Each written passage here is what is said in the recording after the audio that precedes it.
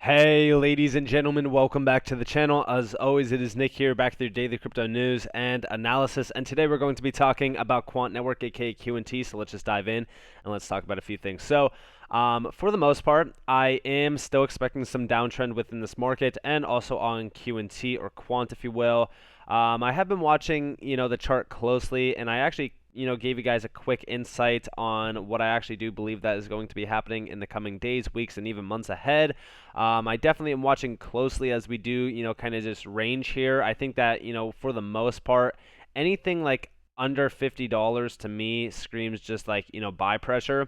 And we recently just went under $50 going back on the 30th.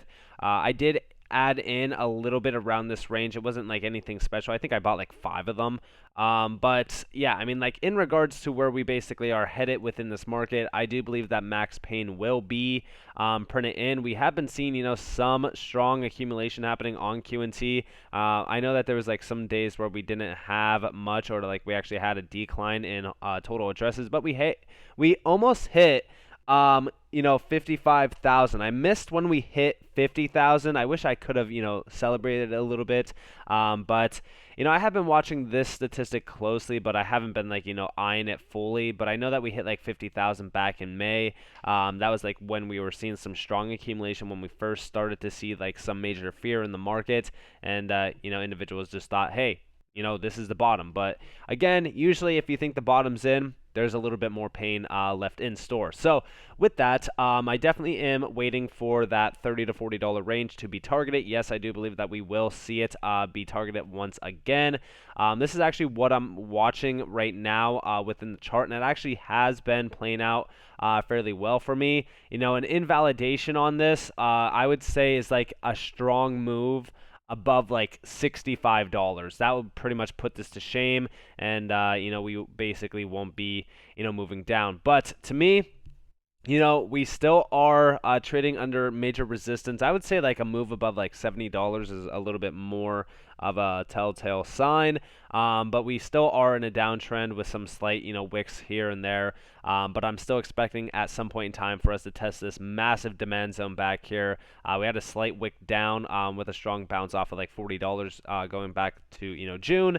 But this is, what I'm watching for to see if this is going to play out with us basically being back above $80 in October, which, by the way, October is the time frame where I am seeing our bottom being printed in on crypto. So I mean, we could see our bottom being printed in July. It is possible. We have the GDP report, CPI report, and the FOMC meetings this month. So very volatile month ahead for us to really kind of just discuss that slightly. So definitely pay attention to that. But I am watching closely to see what is going to happen with this chart in the next coming days, weeks, and even months ahead. But I'm definitely watching to see if we do get back down into that $30 to $40 range. To me, I think that it is possible, especially with the diminished volume lately, and no sign of like a strong bounce or anything like that. But we have been seeing, some major buying happening around QNT, but I actually want to put a spotlight in on like some tweets like this. Like this is from Ryan Sheriff, who is, an LHP Philadelphia Phillies player and also Los Angeles. He lives in Los Angeles, sorry.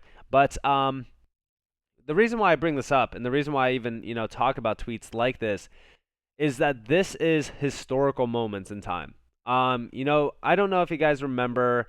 It was like when Bitcoin started to ride up over $1,000 to $10,000.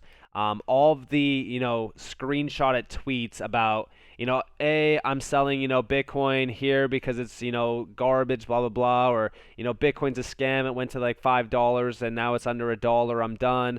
Like those are the tweets that are digital real estate. They will live on, Twitter. They will live in people's folders that they saved in regards to, just memes. Like these are the types of tweets that I personally love. And you know what?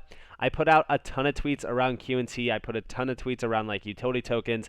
And in time, QNT, tweets like this about QNT are going to shine the greatest. I'm telling you right now, anybody who's holding 1 to 10 to 100 to even any number of QNT, okay, you are going to witness history. And I really do believe that when we really kind of look at crypto, I still think that a large amount of individuals are sleeping on true utility cases. Again, I know that we're still in a very, very speculative market, but I really do think that these are the use cases that will shine going forward. And also, we do see here, what does NN interoperability mean? Which QNT fixed? It means no overhead, no intermediary, direct, secure, atomic DLT API gateways achieve this because gateways don't store any data. It's an orchestrator, sorry, of any type of data or value. And of course, we do see down here some comparisons.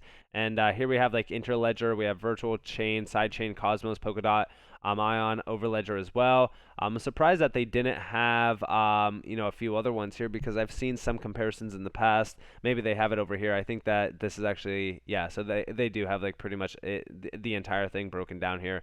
But you can definitely see it. I mean, like, when we really look at it compared to anything else in this market for interoperability between like legacy systems and DLTs, like a lot of these, like even Cosmos is more so like blockchain agnostic, or not blockchain agnostic, blockchain centric around interoperability. But I think that what Quant has built is something special. And here we have Greg Lunt, which has incredible content on a large amount of assets. I mean, this is like a full-on breakdown of ODAP and things like that.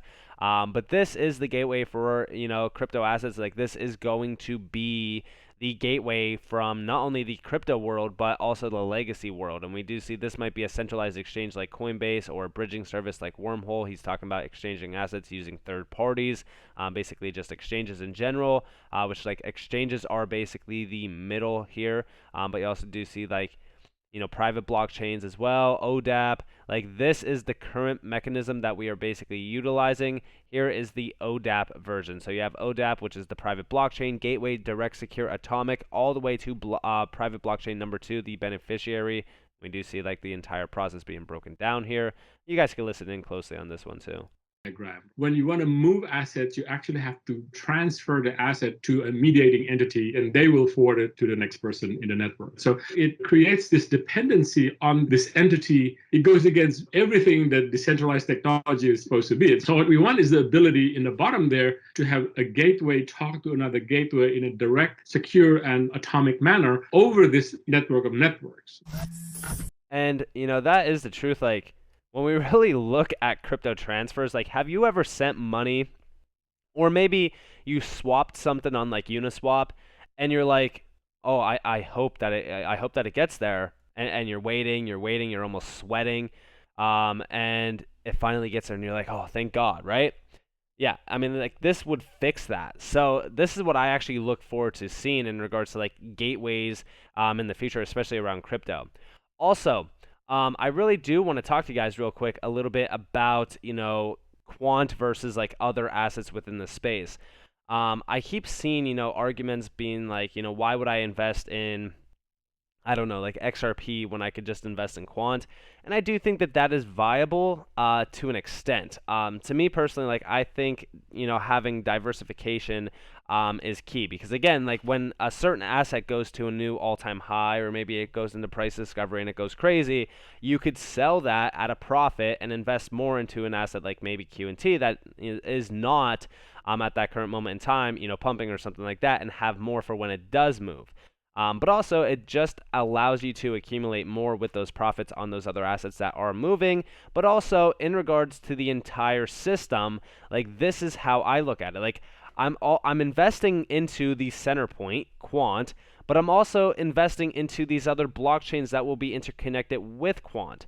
Imagine investing into like Amazon, but also investing into the products that are selling on Amazon. That's basically how I look at this.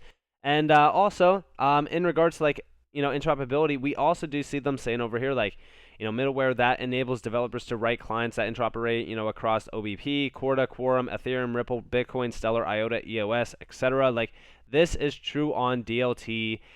Cross ledger integration and like interoperability. So this is also why like I feel confident holding these other assets, as well as, of course, Quant. So I'm not biased at all on any blockchain or anything like that, or any like crypto assets specifically. I do think that Quant will definitely be at the forefront of this and at the center point, but it doesn't mean that I can't invest into other assets, because I constantly see like a big thing happening around crypto where people just feel the need to like have these assets in a competitive light and be like, well, they're all competing, so which one's the best? It's just idiotic to do so. I really don't think that that is the way to really kind of look at this. But also, in regards to crypto technology, this is actually from the World Economic Forum, and this is showing how blockchain will basically be at the forefront of everything. We do see the blockchain, the ledger that underlies Bitcoin, enables institutions to transfer and record, assets other than the digital currency without an intermediary. Here's how it's being put to use, and we do see gold, syndicated loans, private shares, U.S. Treasury repos, airline miles, interbank payments, property titles, land records as well, diamonds, remittances. Like this is basically everything at the forefront of, again, blockchain. And this is barely scratching the surface. I think that this is great from, World Economic Forum, but I would actually like to see something more like this, where, you are seeing everyday life being connected to the blockchain. Now, of course, having the blockchain at the center point is great, but technically, this is actually what you will see. You'll see Quant at the center point, but you'll see blockchain assets on the outside, or ledger technologies on the outside, interconnecting to everyday life, meaning everything will still move over the blockchain or crypto assets or DLTs, but again, Quant will basically be the connector here.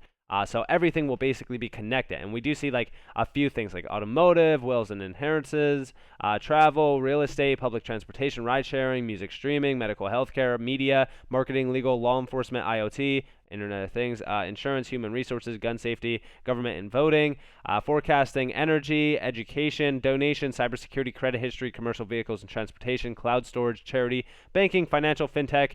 And of course, all of this is basically everyday life being disrupted by, of course, blockchain or crypto technology. And we are already seeing a large amount of this being disrupted. I mean, think about this, right? We've talked about automotive multiple times on this channel with like even Hedera and things like that. We've talked about like digital digitization of like trade documents and things like that within even healthcare as well. Healthcare, in terms of disruption, there's been a large amount of use cases within that area, especially even VR and like AR, where people are literally practicing surgeries within the metaverse. Like it's insane. We also do see like real estate being tokenized, things like that. We do see music streaming, which is like in regards to like the NFT sector, like music streaming is actually becoming huge. Like all of this is something special. Like this is how I look at the future of crypto. Like I don't look at the future of crypto as like, DeFi or like, JPEG NFTs or anything like that. Like no, like this is actually like this is the future. We do see like credit history over here, like make credit reports more accurate, transparent, and accessible. Like we're basically changing a large amount of these industries by just revolutionizing them to be more, how should I put it, more modern based, if you will. And this is why like I look at assets like even Quant like at like almost a $700 million market cap. It's laughable, but like even like crypto, right? At under a $1 trillion market cap is just, it's comical to me. It's laughable, especially when you look at like where we basically are headed. Like this is going to be very large. Like real estate by itself is $300 trillion. So you look at this and you kind of compare and contrast like where we are now, and it is crazy to even imagine how early we actually are, and it is something special as well. So with that being said, I hope that you guys enjoyed this video. If you guys did, definitely leave a like, subscribe, turn notifications on if you guys want more free content. You guys are more than welcome to follow me on Twitter and join the free Discord down in the description below. As always, up to you all. Have a beautiful day or beautiful night wherever you guys are in this beautiful world. This has been Nick. Peace out, guys.